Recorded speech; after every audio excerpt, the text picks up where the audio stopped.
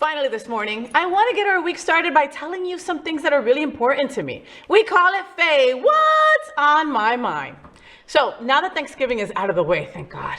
Next stop, December, and it's coming in full force. The holidays, my birthday, Hanukkah, Kwanza, Christmas. The holidays can be a real tough time for queer people, especially for those of us who come from a religious family or dysfunctional family like mine.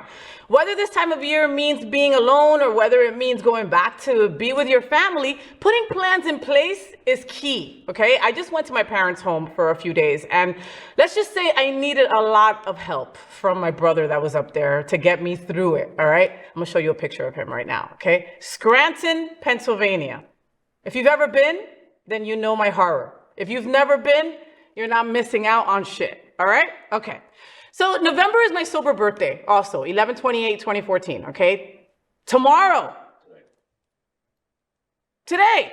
Is it today or tomorrow? Anyway, but when I go to visit my mom, I'm highly triggered by the situation. So much so that if I don't plan ahead and prepare, there's a huge chance that I might drink. And that would really suck. I mean, to have 8 years and then lose it. So I do things like what I'm gonna share with you just to get me through, to make sure that I won't drink and that I won't get triggered. And it's just so important. You know, this stuff has also helped some of my chosen family get through the holidays with their family. So I want to share it with you. All right. So first off, figure out friends that you can call and text. Okay. So when you're stressed out or you're scared or your family says or does something messed up and you just need advice or you just need to vent, have a friend or 4 on standby that you can reach out to.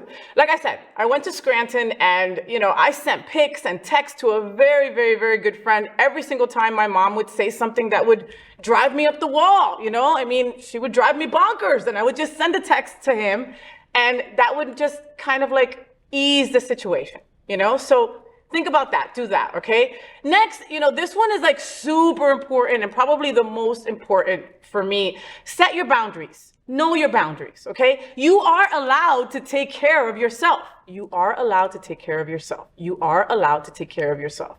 Say that to yourself. You are allowed to take care of yourself, okay? Too often we get the message that as LGBTQ+, it's our freaking responsibility to always be on, to always advocate for the cause, or to behave properly or keep the peace. You know, we're told that it's our job to endure demonizing sermons and degrading misgendering in the name of at least talking with the family. But you know what? We don't have to. We can set and maintain boundaries that keep us safe, happy, and freaking healthy. You don't have to go to the Christmas service at your awful childhood anti-gay church. You don't have to explain how you know what your gender truly is, okay, on a drive to your aunt's house. Communicating your boundaries to your family ahead of time might work well for you, or you can decide on them yourself and enforce them, okay? If folks bump up against them and you wanna set it straight, you're allowed to do that. But set the boundaries and keep them. You deserve the respect, all right? So, did you enjoy the show? I know you did. So make sure to click subscribe so you won't miss any of the events, news, or interviews right here on the FayWhat's show.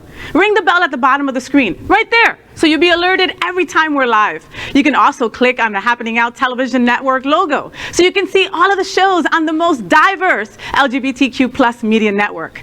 Find out just what we're doing to bring the L and the G together right here on the FayWhat's show.